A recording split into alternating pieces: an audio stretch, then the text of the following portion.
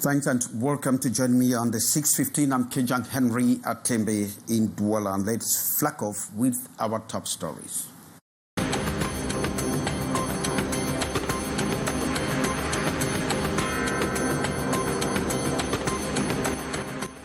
Two students die in a tragic accident in Magba on their way for the FENASCO A Games. Their bike is reported to have collided with an oncoming vehicle on the Njimum-Fumban highway.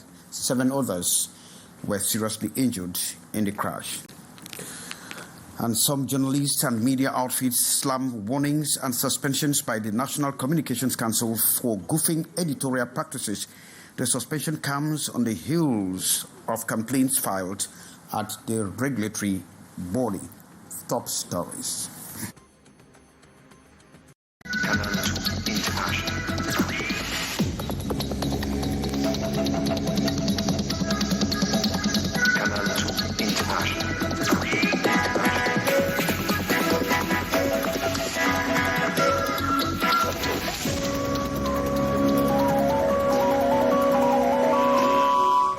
And welcome to join me. I'm Kejang Henry Atembe. You can check us on all our platforms for consultation. We flag off from the West region, precisely in Magba, where 2 students of Government Technical High School died in a tragic accident on the Njimum-Fumban road axis. The victims were on their way to support their school athletes at the FENASCO A final games when their bike collided with an oncoming vehicle. 7 others were seriously injured in the crash. We have more details on that with Sherifa Saleh.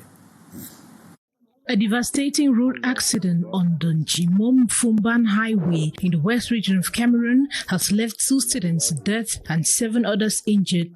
The accident occurred at a location known as Carrefour Dallas on March 20, 2025.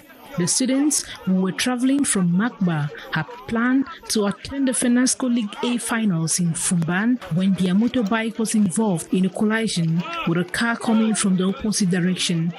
Max!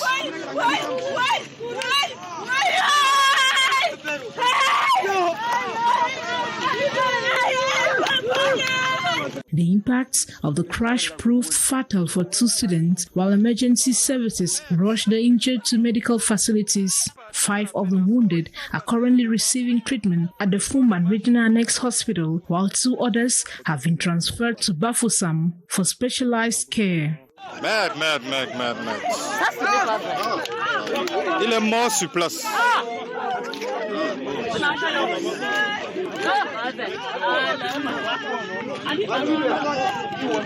Non, c'est les enfants de Maba.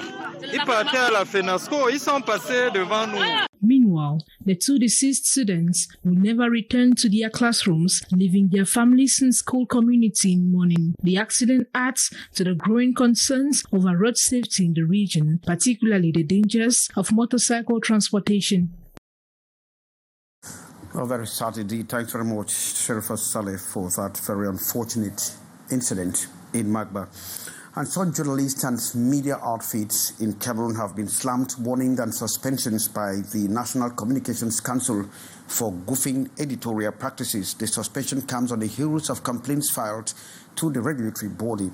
And as Hyacinth is reporting that while some were just given warning, others were slammed 2 months for the editorial malpractices, and of course will stay without practicing. Hyacinth. A total of 8 files examined during this 45th ordinary session of the National Communication Council, deciding the fate of concerned journalists, publishers and media organs for going against the canons of the profession. 4 TV journalists sanctioned for unfounded allegations, manipulation of information, violation of public opinion, broadcast of unverified information, hate speech against Cameroonian citizens, and broadcast of contentious remarks. This followed the broadcast of unverified and insinuating information concerning one of its products, Big Joe Rice, which was presented as potentially containing pernicious substances. The Council, having identified a lack of due diligence in investigation, corroboration, and balanced reporting, which led to the dissemination of offensive and insinuating remarks regarding the quality of rice marketed by Avanti SA Cameroon, has decided as follows: to issue a formal warning to the General Manager of Equinox Television, 2, to suspend Mr. Ndingmo Cedric from practicing journalism in Cameroon for a period of 2 months.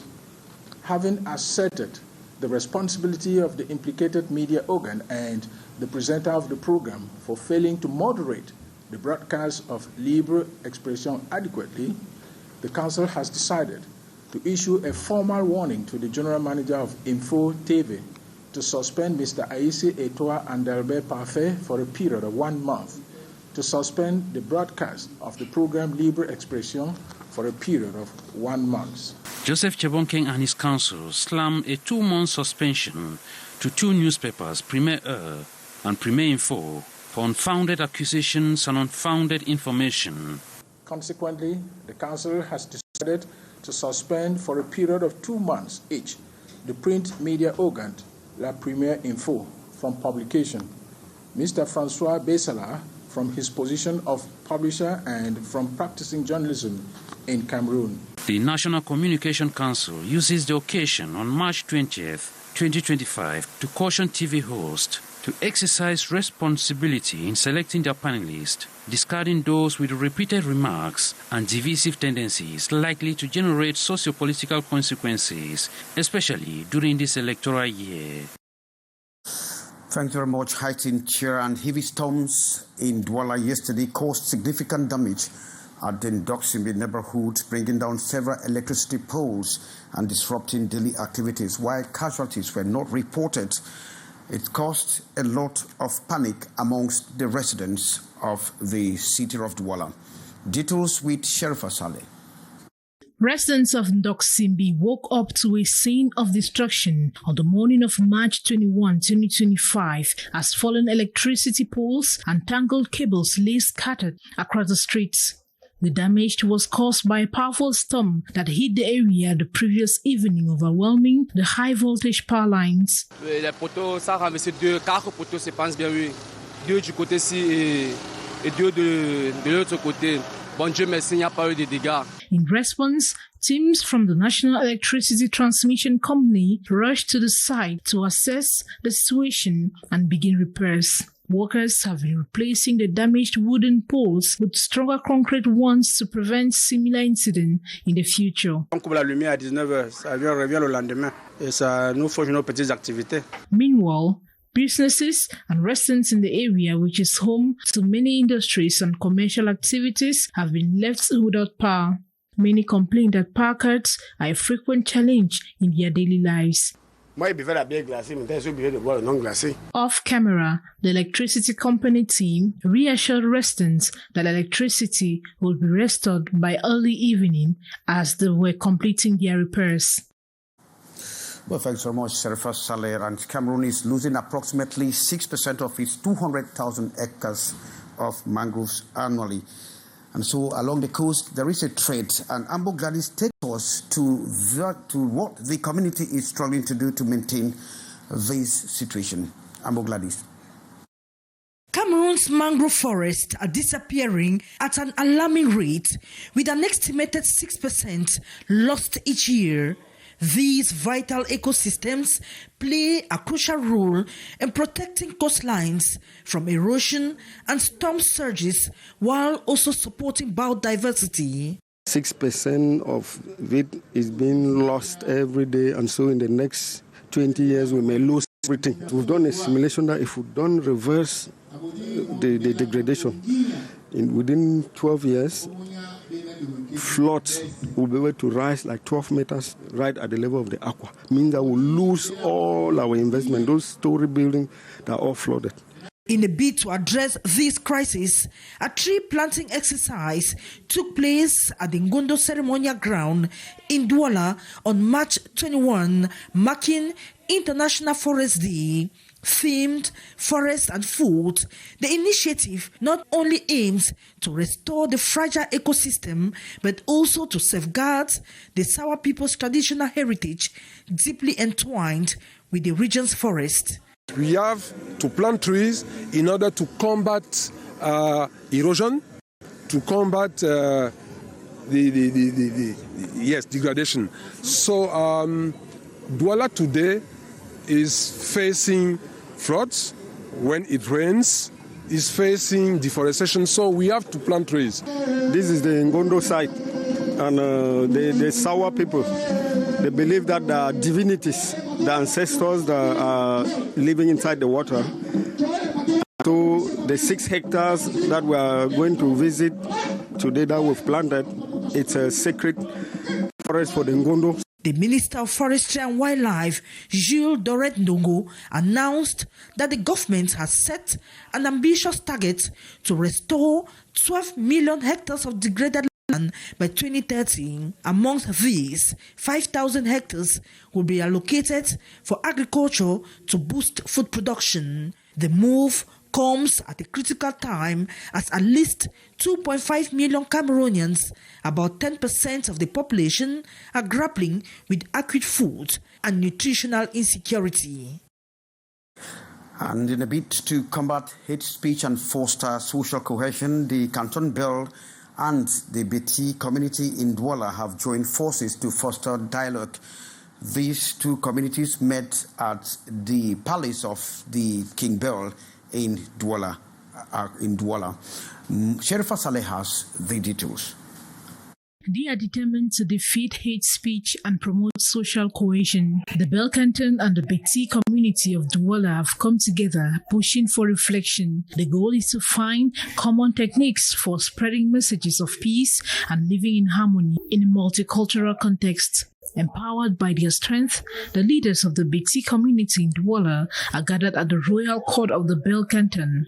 Beyond reinforcing the bonds between two communities, this exchange is also focused on the desire to see social cohesion prevail, which serves as the bedrock of national unity. The Bell Canton is fully committed to any actions that promote harmony and peace, while also stressing its openness to communities that are working towards same objectives. The platform called Voice of Traditions serves as a bridge between these two communities, encouraging dialogue and collaboration.